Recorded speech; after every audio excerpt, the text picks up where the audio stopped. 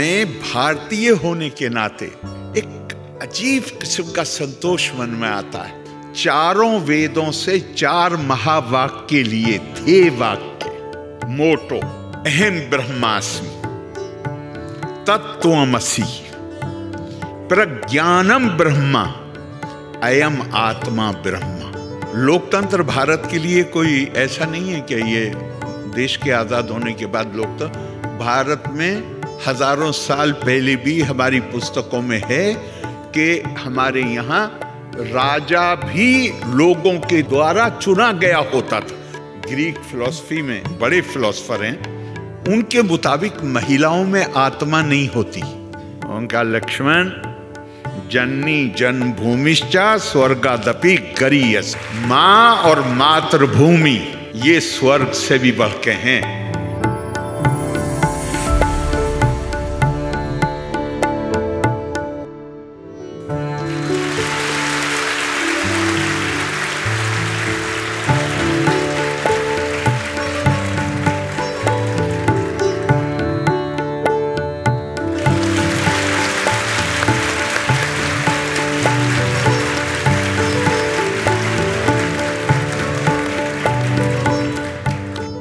श्री अविनाश धर्माधिकारी जी, श्रीमती पूर्णा धर्माधिकारी जी, श्री भूषण केलकर जी और यहाँ इस हॉल में उपस्थित सभी देवी और सज्जनों, और यहाँ तो बड़ी तादाद तो उनकी है जो ज्ञानार्थी हैं, ज्ञान अर्जन में लगे हुए हैं। सबसे पहले मैं अपनी तरफ से कृतज्ञता व्यक्त करना चाहूँगा आपके आमंत्रण के लिए और ये अवसर देने के लिए कि इतने सारे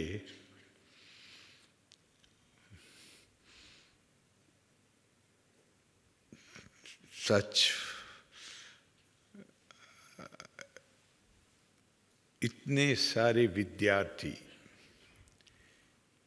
इतने सारे बुद्धिजीवी, ब्राइट पीपल, उन सब के साथ एक ही जगह पे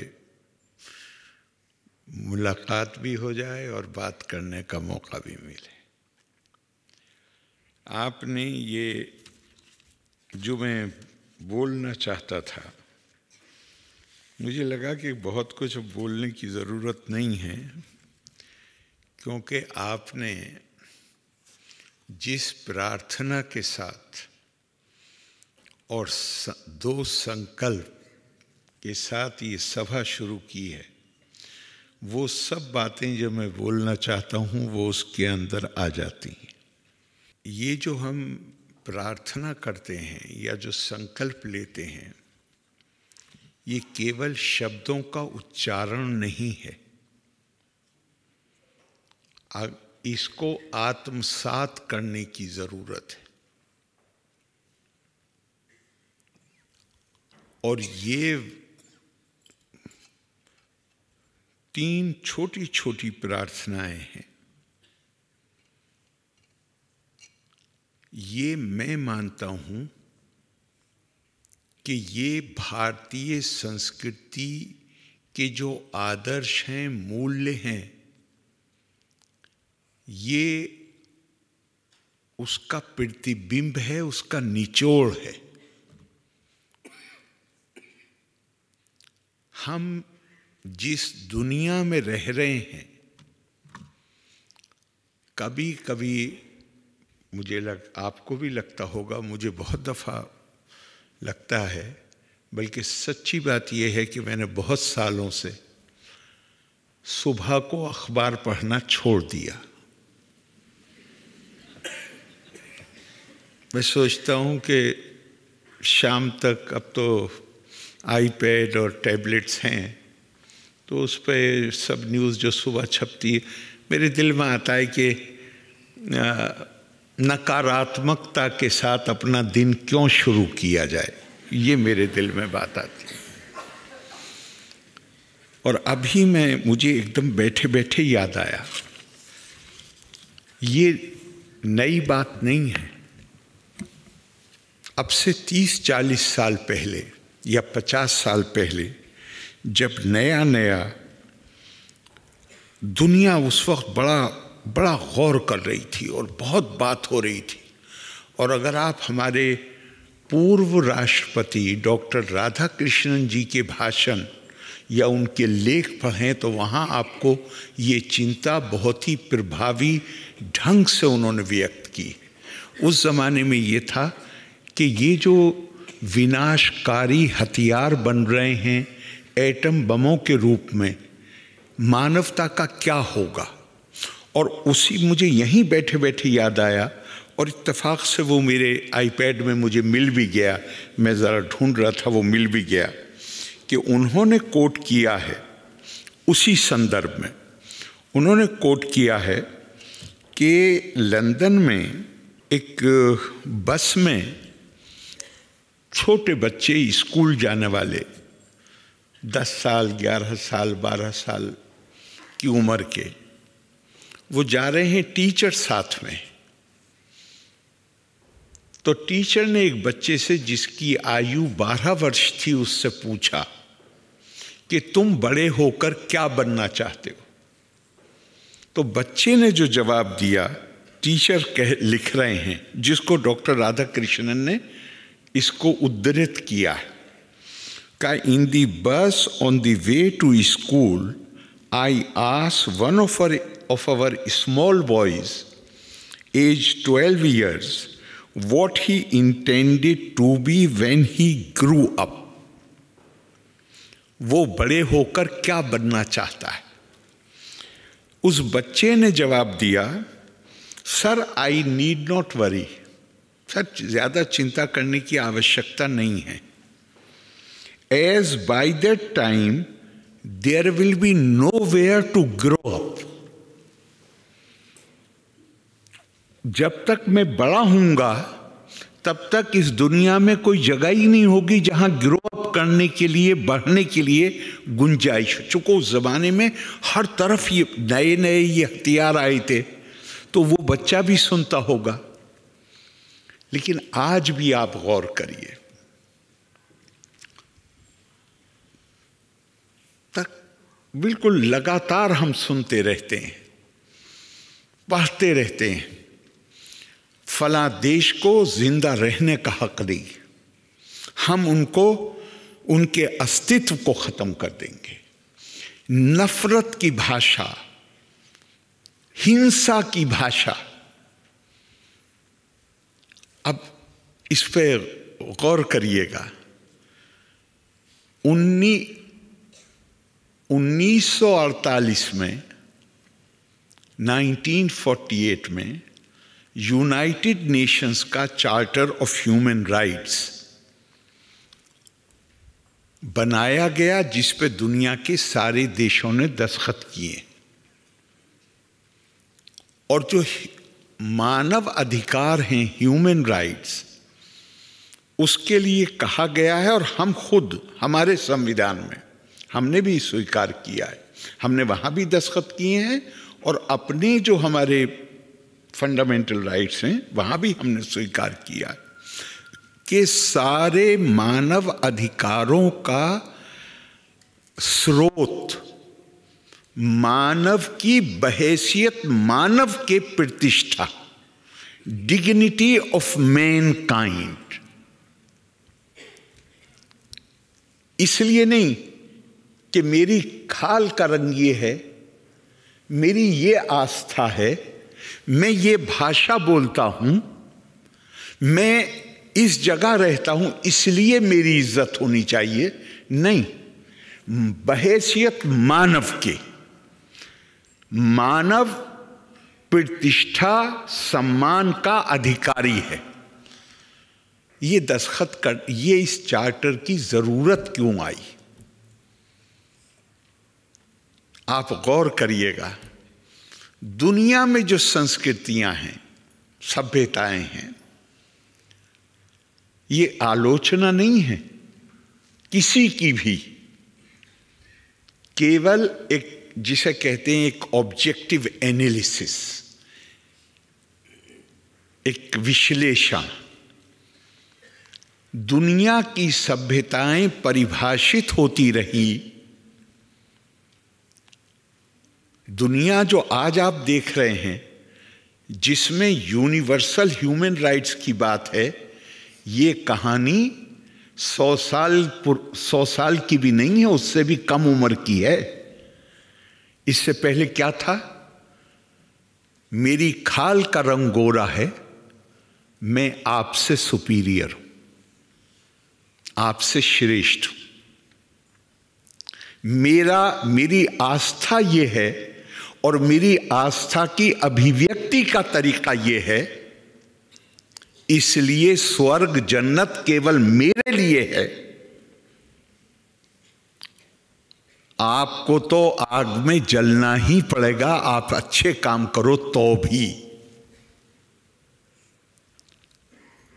Any culture which is defined by race or religion is bound to create others. कोई भी संस्कृति जो परिभाषित होगी आस्था की अभिव्यक्ति के आधार पर या खाल की रंग के आधार पे, वो हर किसी की खाल का रंग तो एक नहीं हो सकता, हर किसी की आस्था एक नहीं हो सकती। तो फिर बहुत लोग बाहर हो जाएंगे, और जो बाहर हो जाएंगे वो दूसरे हो जाएंगे। और हमारा भारतीय परंपरा हमें ये बताती है, द्वैत यादा वै भय भवती, दूसरे से डर लगता है, और जिससे डर लगता है उसके प्रति आपके दिल में नफरत पैदा होती है, और जिसके प्रति नफरत पैदा होती है उसके लिए हिंसा का भाव मन में आता है। तो ये दुनिया द्वंद्वों का शिकार इसी तरह परिभाषित हुई हैं संस्कृतियां। अब मैं ये तारीफ करने के लिए नहीं कह रहा हूं, लेकिन मैं भारतीय होने के नाते एक अजीब किस्म का संतोष मन में आता है। हमारी संस्कृति ना तो त्वचा के रंग से परिभाषित हुई है, हम अपनी आस्था कैसे व्यक्त करें उससे भी परिभाषित नहीं हुई, हम क्या भाषा बोलें उससे भी परिभाषित नहीं हुई। हमारे रस्मों रिवाज क्या, भारतेषु स्त्रिया पुरुषो नाना वर्णा प्रकृतिते नाना देव अर्चने युक्ता नाना कर्माणि कुर्वते। तो हमारी, जब हमने कहा ये आज नहीं कही गई है, ये बात 48 में नहीं कही गई, ये बात इस पिछली शताब्दी के शुरू में भी नहीं कही गई। भारत की स्त्रियां पुरुष, उनके वंशमूल जो है, रेस जो है उनके, वो अलग अलग है, वो अलग अलग देवों की अर्चना करते हैं, वो अलग अलग उनके रस्मों रिवाज हैं, उनके कामकाज के तरीके अलग हैं। ये हजारों साल पहले कहा गया। तो हमारी संस्कृति काहे से परिभाषित हुई? हमारी संस्कृति परिभाषित हुई, बल्कि मैं बजाय उसे इस तरह कहने के दूसरी तरह कहूँगा कि बहुत कम उम्री में, उस समय जब भारत राजनीतिक दृष्टिकोण से खंड खंड में बटा हुआ था, आज से 1000 साल पहले छोटे छोटे राजे रजवाड़े और भारत बटा हुआ था।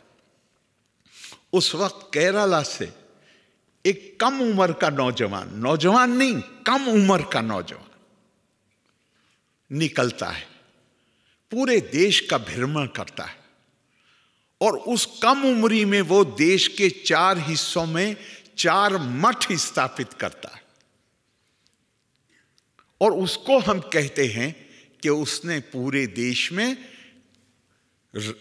खंड खंड में, राजनीतिक तौर पे खंड खंड में बटे हुए भारत में उसने सांस्कृतिक और आध्यात्मिक एकता है भारत की, ये चेतना उसने हजारों साल पहले हजार से ज्यादा साल पहले पैदा करी। आदि शंकर जी। लेकिन मैं उसमें एक बात जोड़ता हूं, मठों से, बिल्डिंगों से एकता नहीं होती, विचारों से एकता होती। Monuments of mind are more durable than the monuments of power. 4 मठों की बिल्डिंगों से एकता नहीं हुई। आदि शंकर ने 4 वेदों से 4 महावाक्य लिए, ध्येय वाक्य, मोटो। अहम ब्रह्मास्मि, तत्त्वमसि, प्रज्ञानम ब्रह्मा, अयम आत्मा ब्रह्मा। एक 4 वेदों से, ये 4 महावाक्य 4 अलग अलग वेदों से, और 4 मठों को ये वाक्य दिया, जिसका मतलब लगभग एक है। और उसको परिभाषित करने के लिए शायद सबसे अच्छी भाषा स्वामी विवेकानंद ने इस्तेमाल की है। उन्होंने अपने पत्र में जो सिस्टर निवेदिता को लिखा है, कहा है, माई mission can be explained in very simple words. मेरे जीवन का जो ध्येय है वो बहुत ही आसान शब्दों में उसका वर्णन किया जा सकता है। I want to teach unto mankind their divinity and its manifestation in every movement of life. ये भी नहीं कहा कि मैं भारतवासियों को कहा, आपकी प्रेयर वही है, आपकी जो तीनों प्रेयर है, ये अकेला कल्चर है दुनिया का जिसका यूनिवर्सल विजन, सार्वभौमिक समावेशी। तो उन्होंने कहा, मैं पूरी मानवता को ये बताना चाहता हूं कि वो उनके अंदर दिव्यता निहित है और उस दिव्यता का प्रकटीकरण उनके सब कामों में होना चाहिए।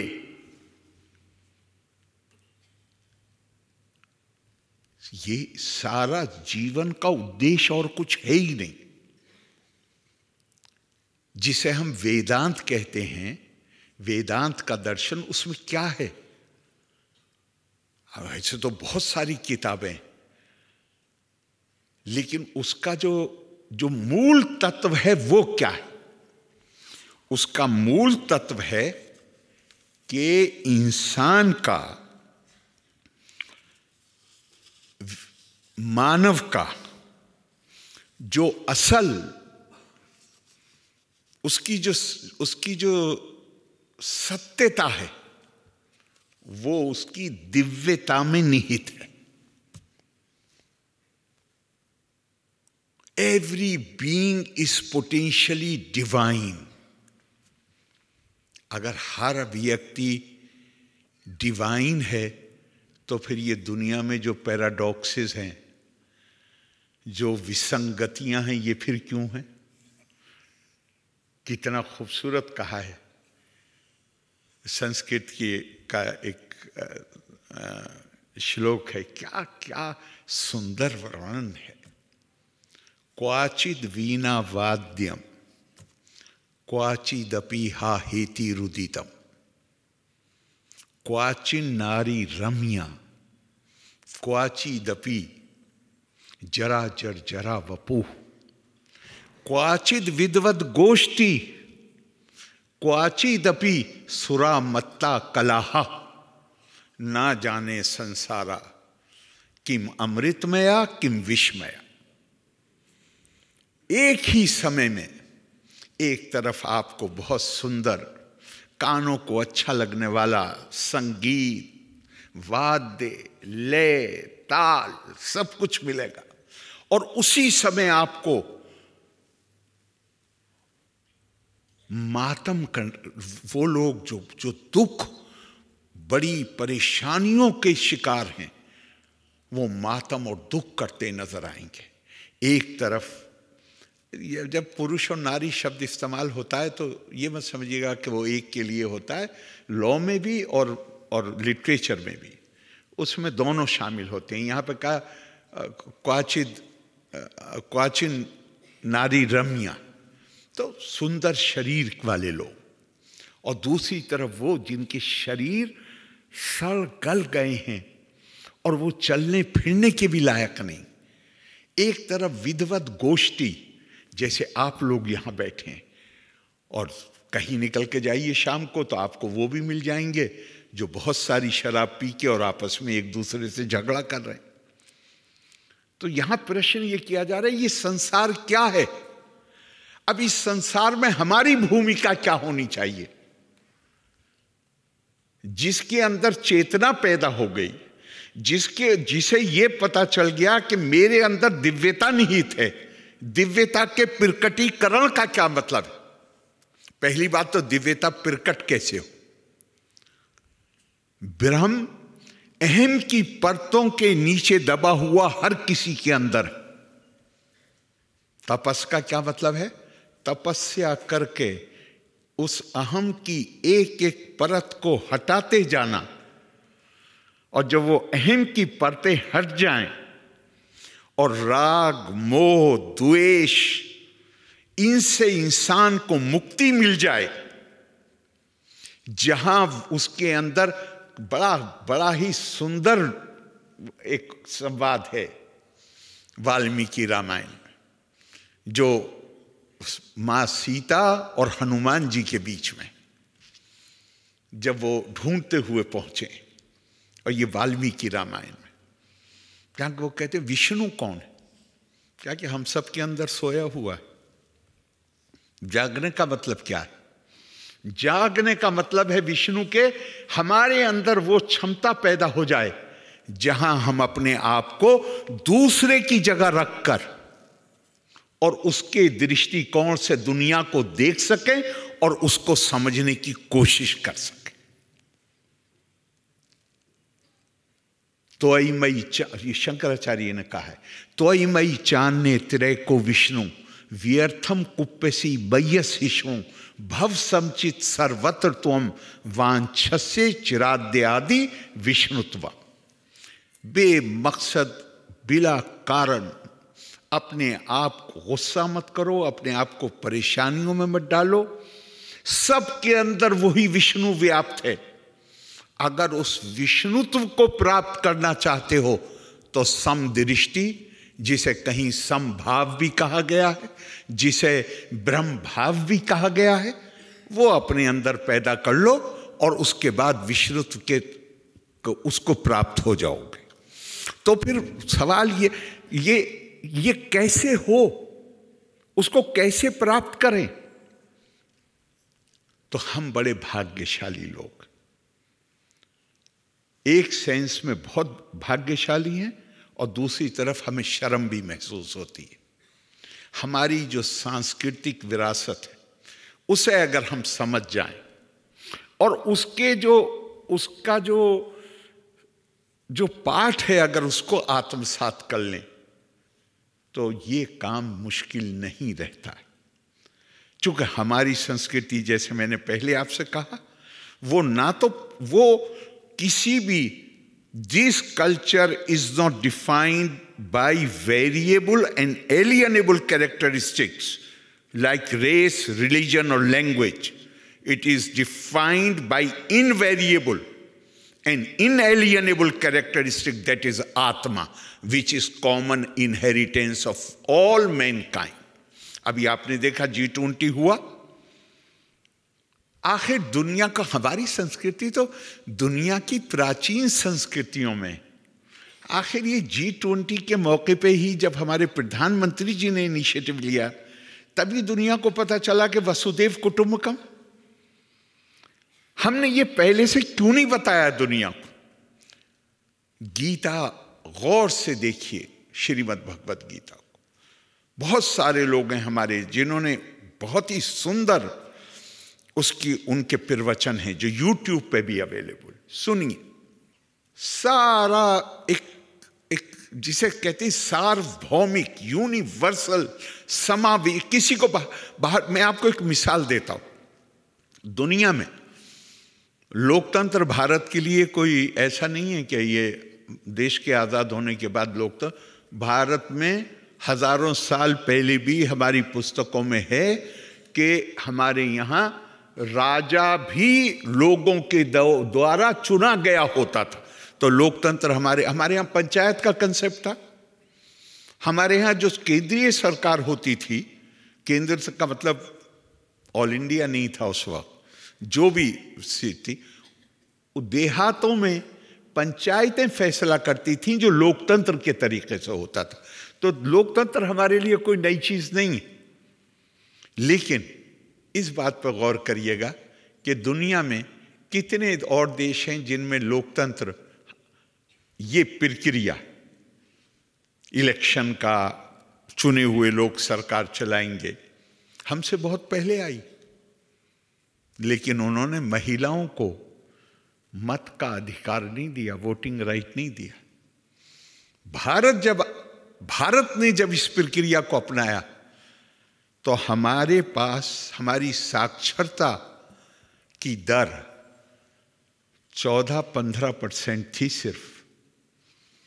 लेकिन हमने यूनिवर्सल फ्रेंचाइज अपनाया, सबको बराबर का वोट। क्या इसलिए कि हमारे लीडर ज्यादा अच्छे थे और दूसरे लीडर खराब थे? ये कारण नहीं। कारण संस्कृति के अलग होने की वजह से ये हुआ। क्योंकि यूरोप तो बहुत जमाने तक ग्रीक फिलॉसफी में के मुताबिक, बड़े फिलॉसफर हैं, उनके मुताबिक महिलाओं में आत्मा नहीं होती, काले लोगों में आत्मा नहीं होती। जिसमें आत्मा नहीं होती उसका शोषण करने का अधिकार है। भारत की संस्कृति ने क्या कहा? भारत ने क्या कि न केवल महिला और पुरुष में वही आत्मा है, बल्कि जानवर में भी, पक्षी में भी, पेड़ पौधे में भी आत्मा है, केवल चेतना कम है। और इसे तो छोड़ दीजिए, जो जड़ है, पत्थर है, उसे भी ठोकर मारने का अधिकार हमें नहीं। संकट क्या है दुनिया के सामने? सन 48 में सबने दस्तखत कर दिए हैं, लेकिन डीएनए प्रभावित है उस सोच से जिसमें पूरी मानवता को विभाजित करके देखा गया है। हम ज्यादा अच्छे हैं, हम बड़े हैं, बाकी हमसे कम है। और जो हमसे कम है उनका शोषण करने का हमें अधिकार है। भारत में तो प्राचीन काल में भी भगवान राम ने जब लंका पे रावण को खत्म कर दिया और छोटे भाई लक्ष्मण ने कहा कि अयोध्या में कुछ नहीं रखा, ये तो सोने की नगरी है, यहीं अपना राज्य हमने जीता है। कोई मिसाल है उस, मतलब ये यूनाइटेड नेशंस के बनने के बाद भी आपको कुछ और मिसालें मिल जाएंगी। लेकिन इससे पहले अगर कोई एक देश दूसरे देश पर कब्जा कर लेता था, जंग हुई और जीत गए, तो उसका नतीजा क्या होता था? कब्जा होता था। हमारे तो प्राचीन काल में भी लंका को जीतने के बाद छोटे भाई ने कहा कि अब यहीं राज्य स्थापित कर लीजिए। उनका लक्ष्मण जननी जन्मभूमिश्चा स्वर्गादपि गरीयस, मां और मातृभूमि ये स्वर्ग से भी बढ़ के हैं। मुझे लंका की मुझे भाती ही नहीं, लौट के अयोध्या ही चलना है। तब भी जीतने के बाद जो हारा था उसके छोटे भाई को का राज तिलक करके और वहां से लौट, दूसरों के ऊपर अपना आधिपत्य जमाने का कोई इतिहास नहीं। क्यों इतिहास नहीं? क्योंकि हमारी संस्कृति उसकी इजाजत नहीं देती। अब ये संस्कृति, मैंने आपसे कहा कि हमें पूरा अधिकार है, हम जितना गर्व करें इस पे वो कम है। जो हमारे महर्षियों ने, जो हमारे ऋषियों ने, जो हमारे मुनियों ने दिया है हमें। लेकिन साथ में थोड़ी सी शर्म भी आती है कि हम इस संदेश को दुनिया को देने में सफल नहीं हुए। पहली बार भगवत गीता का ट्रांसलेशन वॉरेन हेस्टिंग्स के ज़माने में हुआ, जो हिंदुस्तान का वाइसरॉय था।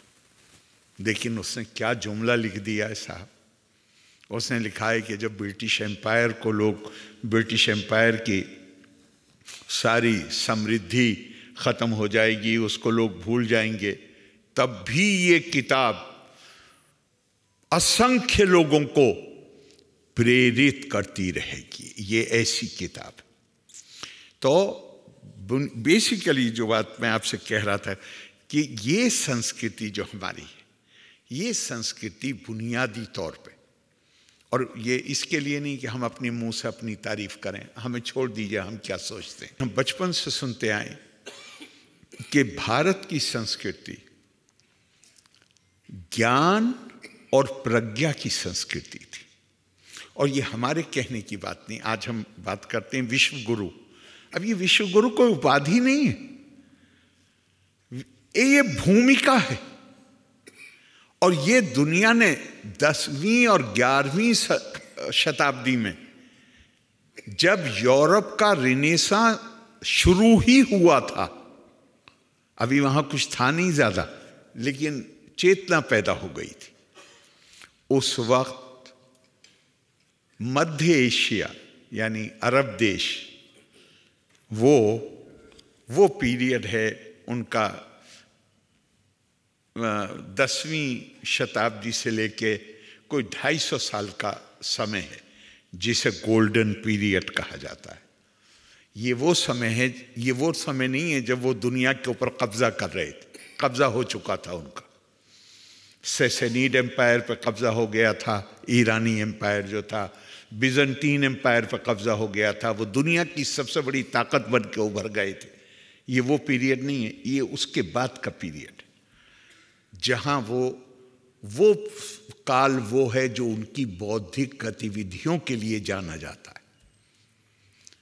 और उनकी बौद्धिक 5-6 इतिहासकार है। पहला तबरी है, फिर इब्ने कसीर है, फिर इब्ने असीर है, और खल्दून तक, इब्ने खल्दून तक 6-7 इतिहासकार, जिन्होंने ये दावा किया है कि उन्होंने पूरी दुनिया का इतिहास लिखा है। और वो 7 वॉल्यूम, 9 वॉल्यूम, 11 वॉल्यूम में वो इतिहास है। आप उसमें से कोई भी उठा के देख लीजिए। पहला चैप्टर, उसमें ज्यादातर भारत का जिक्र है। और क्या कह के जिक्र है, पहले वो सुन लीजिए। कहते हैं दुनिया में 5 बड़ी सभ्यताएं या संस्कृतियां हैं। ईरान की संस्कृति अपने वैभव के लिए जानी जाती है, चीन की संस्कृति अपने कौशल के लिए और शासकों के प्रति वफादारी के लिए, रोमन संस्कृति अपनी खूबसूरती और महिलाओं के प्रति उदारता, तुर्क अपनी बहादुरी के लिए जाने जाते हैं, और भारतीय संस्कृति अकेली संस्कृति है जो ज्ञान और प्रज्ञा के संवर्धन के लिए जानी जाती।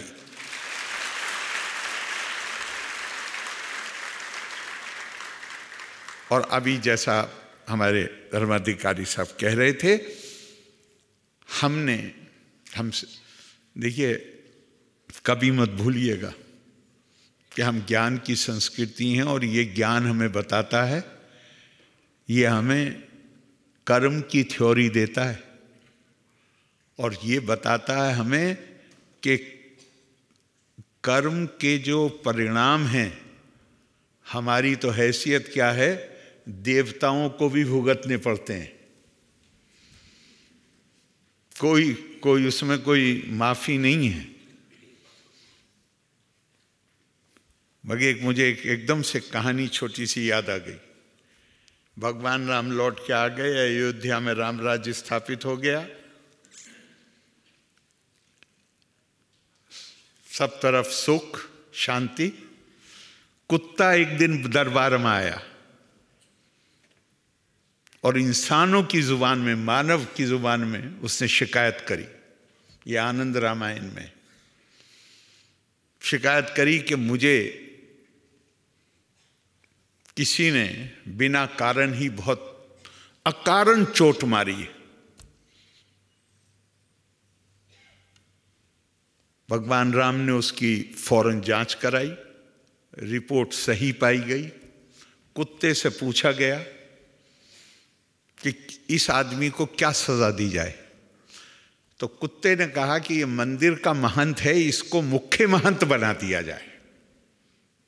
वहां बैठे हुए लोग हंसे और उन्होंने कहा, तुम सजा दिलाने आए हो या इसकी पदोन्नति कराने आए हो?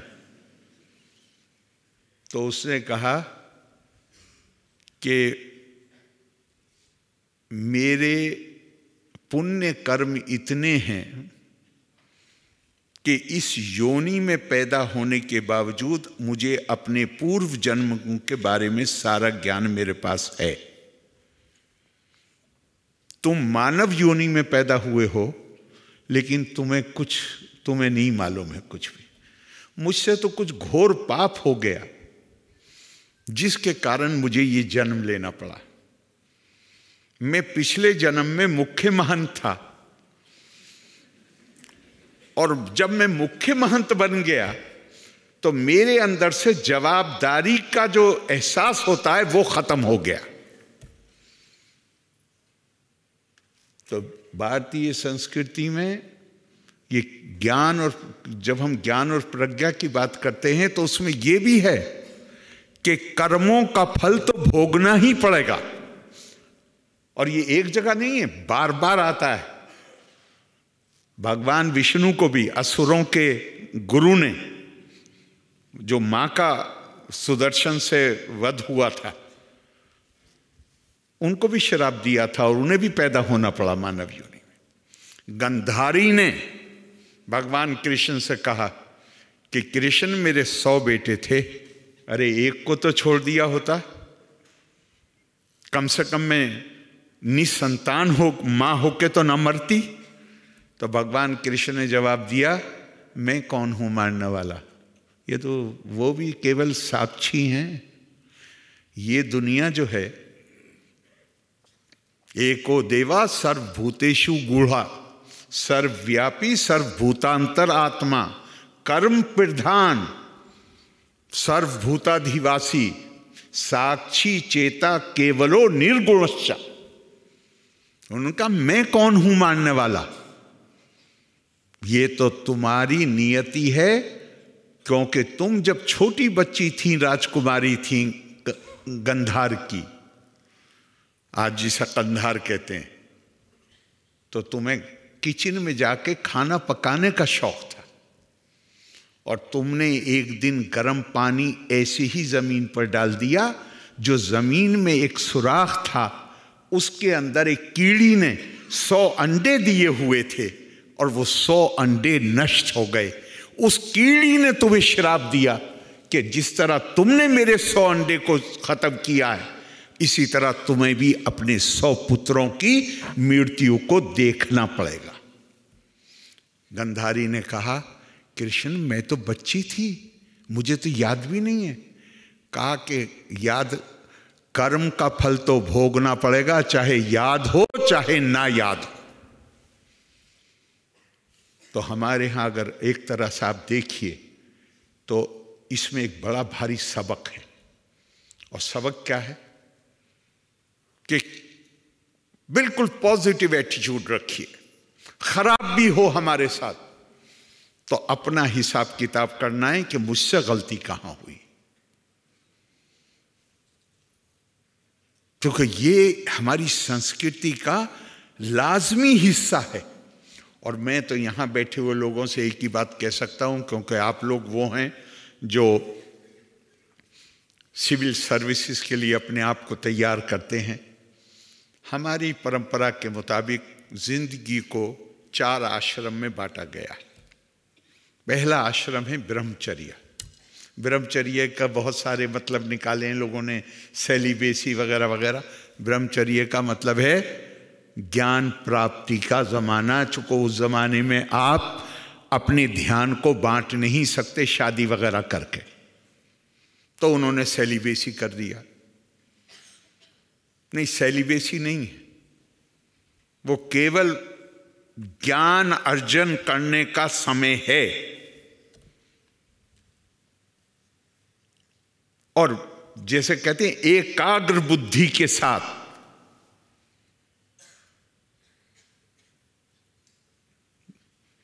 हमारी परंपरा में वो जो, मुझे पता नहीं महाराष्ट्र में होता है या नहीं होता, नॉर्थ इंडिया में पहले, अब तो कम हो गया है, वो रस्सी बांध के एक लड़की सर पे घड़ा लेके उस पर नाचती थी। जी, अच्छा, यहाँ भी होता है? होता है। ऐसा ऐसा खूबसूरत कहा है, कहा कि पुंखानुपुंख विषयानुपसेवा मानो, धीरो न मुंचती मुकुंदा पदारविंदम, संगीत वाद्य लय ताल वशम गतापि।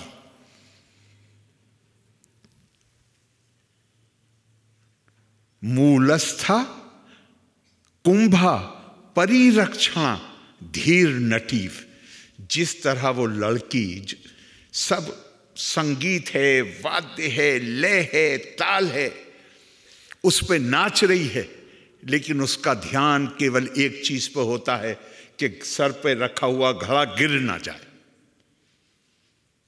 इसी तरह जो धीर व्यक्ति होता है वो दुनिया में चाहे जितने डिस्ट्रैक्शन आए, वो अपने उद्देश्य से, और वहां पे जो असल में कहा गया है वो कहा गया है कि वो परमात्मा के जो पदम चिन्ह है उससे कभी अपनी नजर नहीं हटाता।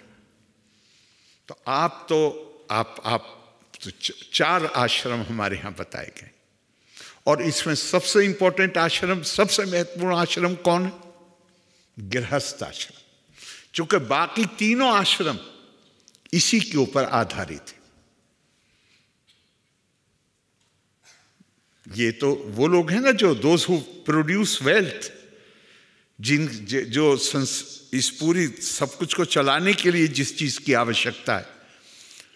तो हमारे यहां एक बात कही गई कि गृहस्थ जीवन का मतलब क्या है और उसको कैसे जीना चाहिए। मुझे एक बार मसूरी में ही जो जहां IAS की ट्रेनिंग होती है वहां बुलाया, तो वहां मैंने इसी को ही एलाबोरेट किया था कि ब्रह्मानिष्ठो गृहस्था स्यात् तत्व ज्ञान परायणा यद यद कर्मा प्रकृविता तद ब्रह्मानी समर्पयेत। गृहस्थ जीवन ऐसे जीना है कि जो भी कर्म आप करेंगे वो मन में ये ठान के करेंगे कि ये मेरी, जिस तरह आप पूजा के वक्त जो कुछ चढ़ाते हैं अपने इष्ट देव पर, ये मैं ब्रह्मा के प्रति समर्पित कर रहा हूं। ये भाव अगर आ जाएगा तो उसके बाद क्या किसी को ये शिकायत हो जाएगी कि साहब फला अफसर बहुत अहंकारी? क्या किसी को ये शिकायत हो जाएगी कि वो दुराचारी है? क्या किसी को ये शिकायत हो जाएगी कि उसके अंदर संवेदना की कमी, वो गरीब के प्रति ध्यान नहीं देता? ये फिर नहीं पैदा हो सकता। और ये सब का एक ही कुंजी है इसकी, और वो ये है अपने आप को जानिए। No thy self. जब आपको खुद अपने आप के बारे में पता चल जाएगा कि आप कौन हैं, तो फिर आपका पूरा इंसान का दृष्टिकोण बदल जाता है। मिसाल के तौर पे, धर्म काहे के लिए है? अर्थ काहे के लिए है? काम काहे के लिए है? मोक्ष काहे के लिए है? आदि शंकर अपनी एक रचना में कहते हैं, बहुत मशहूर है उनकी वो रचना, उसका तीसरा श्लोक है, जहां वो कहते हैं, न मैं द्वेष रागो न मैं लोभ मोहो मदो नैव मैं नैव मात्सर्य भावा न धर्मो न चार्थो न कामो न मोक्षा चिदानंद रूपा शिवोहम शिवो। जिस दिन राग द्वेष से छुट्टी मिल गई, जिस दिन लोभ मोह से छुट्टी मिल गई, ना धर्म की जरूरत, ना अर्थ की जरूरत, ना काम की जरूरत, ना मोक्ष की जरूरत। यही प्राप्त करने के लिए तो ये सारी चीजें हैं। और ये कैसे? इसका केवल एक माध्यम है, नो दाई सेल्फ, आत्मानम विद्धि। हमारी जो ज्ञान की परंपरा है वो इतनी सशक्त है। लोग इसको दूसरे अंदाज में भी ले सकते हैं, लेकिन मैं हमेशा, मुझे ये कहानी ऐसी प्रभाव डालती है मेरे ऊपर कि ये हमारे उपनिषद में है कि एक महिला है, उसका बेटा उससे कहता है माँ मैं ब्रह्मचारी बनना चाहता हूं। बेटा जरूर बनो। कहते हैं लेकिन मैं जब जाऊंगा आश्रम में गुरु के पास, वो मुझसे मेरा गोत्र पूछेगा। तो उसे जरा भी हिचक नहीं होती, माँ को बहादुरी उसकी देखिए जरा, उसे जरा भी हिचक नहीं होती। कहती है बहु अहम चरंती परिचारिणी युवानी त्वम अलभे साहम एतना न वेदा यद गोत्रम त्वम असि। बेटा जब तू मेरे गर्भ में आया उस समय में परिचारिणी के तौर पे बहुत सारे घरों में काम करती थी, और मुझे नहीं पता है कि तेरा बाप कौन है। तू जा ऋषि के पास और कहे मेरा नाम सत्यकाम है और मैं जबला का बेटा हूं। ये पहुंचता है, ऋषि पूछते हैं, इसी को दोहरा देता है। कहता है मेरी मां ने यह कहा है, मैं सत्यकाम जबला हूं, सत्यकाम हूं, जबला का बेटा हूं। और ऋषि उसको फौरन, ऋषि ये नहीं कहते कि तुम नाजायज औलाद हो, ऋषि कहते हैं तुम सच्चे ब्रह्मचारी हो, तुम्हारे अंदर साहस। और फौरन जो उस जमाने का तरीका था कि 100 गायें देके जब ये गायें इतनी हो जाए तो लौट के आ जाना, शिक्षा शुरू हो जाएगी। फौरन उसको अपने यहाँ ले लेते।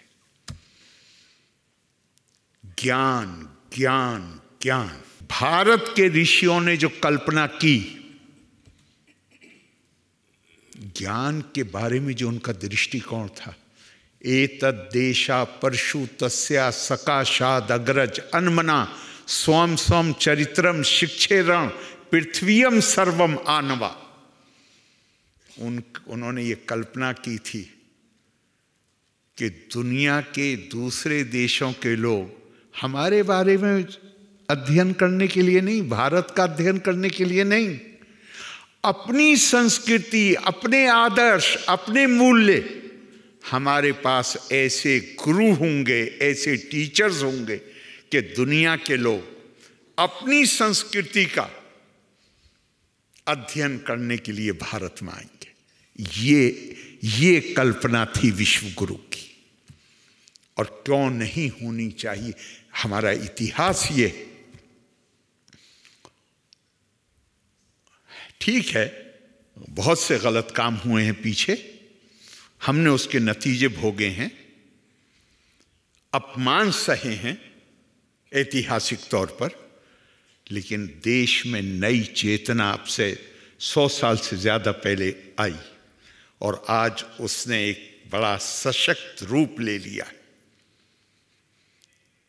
मैं आपको सच कहता हूँ, मैं ये मत समझिएगा कि मैं कोई चूँकि ये इसमें लगेगा थोड़ा राजनीति, मुझे इस बात पे गर्व होता है कि मेरे देश का प्रधानमंत्री वो आदमी है जिसने बचपन में रेलवे स्टेशन पे अपने बाप के साथ चाय बेची।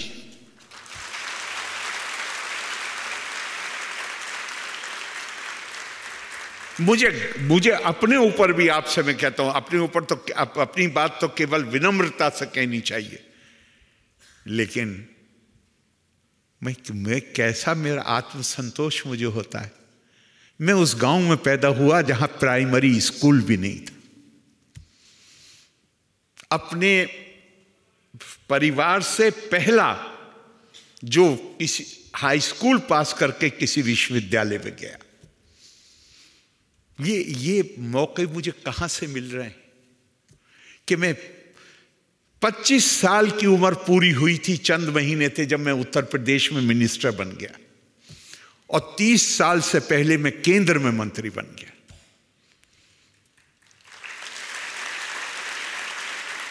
ये मेरी निजी उपलब्धि नहीं है, ये मौका ये मेरी मातृभूमि है जिसने मुझे मौका दिया है। ये यहां की जो संस्कृति है उसने मुझे मौका दिया।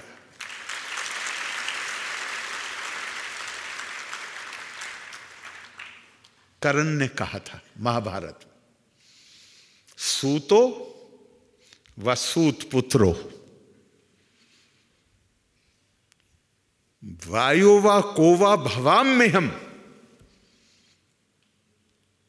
देवा यत्तम कुले जन्मा मदा यत्तंतु पौरुषम। मैं सूत हूं। सूत के 2 अर्थ हैं संस्कृत में। कपड़ा बुनने वाले को भी सूत कहा जाता है और रथ चलाने वाले को भी सूत कहा जाता है। चाहे मैं कपड़ा बिनने वाला हूं, चाहे रथ चलाने वाला हूं, चाहे उसका बेटा हूं, या मैं कोई भी हूं, मैं किस कुल में पैदा हुआ ये मेरे हाथ में नहीं, ये तो डेस्टिनी है। देवा यत्तम कुले जन्मा मदा यत्तंतु पौरुषम। लेकिन मैं क्या करूं, क्या मैं करता हूं, ये सब का सब निर्भर करता है पौरुषम, आपकी मेहनत, आपकी लगन, आपकी एकाग्रता। और अभी यहां पर जिक्र हुआ था थोड़ा सा कि कुछ लोग आ जाते हैं सर्विसेज में, बाकी लोग नहीं आ, तो भी आपका समय नष्ट नहीं हुआ है। आपने जो समय लगाया, आप जीवन के किसी दूसरे क्षेत्र में जाएंगे। ये जो ज्ञान आप प्राप्त करते हैं ये वहां भी आपके काम आएगा। अमेरिका में एक बड़ी फ्रूट वेजिटेबल्स की चेन का मालिक बैंक में जाता है कुछ बैंक के ट्रांजैक्शन के लिए, तो बैंक मैनेजर कहता है कि यहाँ दस्तखत कर दीजिए। तो कहता है कि भाई वो इंक लाओ, अंगूठा लगाऊंगा। उसने क्या आप दस्तखत? उसने क्या दस्तखत नहीं कर सकता, इसीलिए तो इतनी बड़ी चेन का मालिक हूं। उसने कहा कि मैंने तो अप्लाई किया था कि जो वो पब्लिक कन्वीनियंस होती है, वॉशरूम जो होते हैं, जो मार्केट्स वगैरह बने हुए थे, उसने कहा मैंने तो अप्लाई वहाँ किया था उसको देखभाल करने के लिए। उन्होंने मुझे ये कह के रिजेक्ट कर दिया कि तुम्हें दस्तखत करने नहीं आते।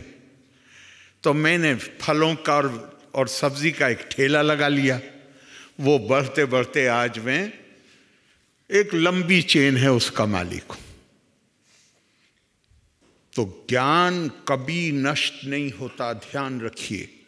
लेकिन साथ में ज्ञान ये नहीं होता, ये वन टाइम इवेंट नहीं होता कि एक बार पढ़ लिया। Repetition is the mother of knowledge.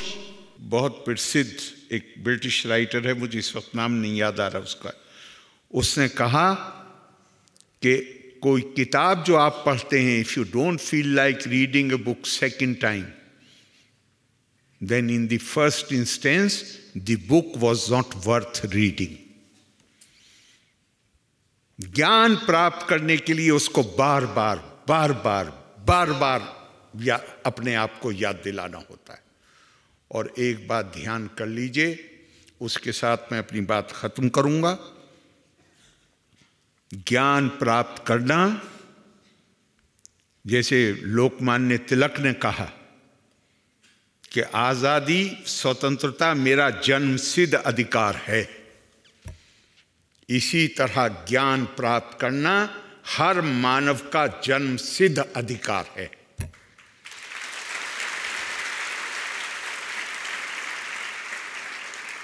अगर उसमें अड़चनें पैदा हुई, वो उसकी इजाज़त भारतीय संस्कृति नहीं देती है। हाँ, हमें मानना पड़ेगा कि हमारे यहाँ कुरीतियाँ आई। हमारे यहाँ तो श्रीमद् भगवद गीता में कहा गया है, चातुर्वर्ण्यम मया सृष्टम गुण कर्म विभागशा। मैंने 4 वर्णों की रचना की है। काहे के आधार पे? गुण और कर्म के आधार पे। दुनिया में कोई समाज है जो बगैर गुण कर्म के आधार पे समाज में वर्ग पैदा किए बगैर वो काम कर सके? श्रीमद् भगवद गीता डिक्लेयर करती है, चातुर्वर्ण्यम मया सृष्टम गुण कर्म विभागशा। और आगे श्रीमद् भगवद गीता में नहीं, दूसरी जगह कहा, और डॉक्टर राधा कृष्णन ने कोट किया है, कहा नर्तको गर्भा संभूतो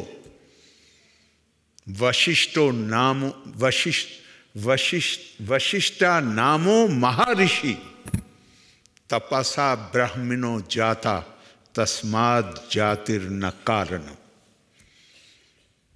चंडालो गर्भा संभूता शक्तिर्नामो महामुनि तपसा ब्राह्मणो जाता तस्माद् जातिर्न कारणम्। श्वा पाके, चंडाल तो आप समझ गए होंगे, श्वा पाके कुत्ता खाने वाला, कुत्ते का गोश्त खाने वाला, श्वापाको गर्भा संभूतो, उसके गर्भ से पैदा होने वाला, पाराशरो महामुनि तपसा ब्राह्मणो जाता तस्माद् जातिर्न कारणम। मत्स्य गंधा तू तनिया विद्वाना व्यासा महामुनि तपसा ब्राह्मणो जाता तस्माद् जातिर्न कारणम। ब्राह्मण ज्ञान प्राप्त करने वाला, ज्ञान प्राप्त करके जो अपने मन और मस्तिष्क को बढ़ा सके और सब में एक को और एक में सबको देख सके, वो जो पैदा होता है वो तपस्या से पैदा होता है, माँ बाप से पैदा नहीं होता है। ये हमारी संस्कृति हमें बताती है। मैं खत्म कर रहा हूँ। मैंने बहुत देर, बहुत समय ले लिया आप लोगों का, लेकिन ये विषय इतना दिल को छूने वाला है और आप इतने अच्छे श्रोता हैं, मैंने ज़्यादा ही समय ले लिया। बहुत लोका समस्ता सुखिनो भवन्तु। बहुत बहुत धन्यवाद। जय हिंद।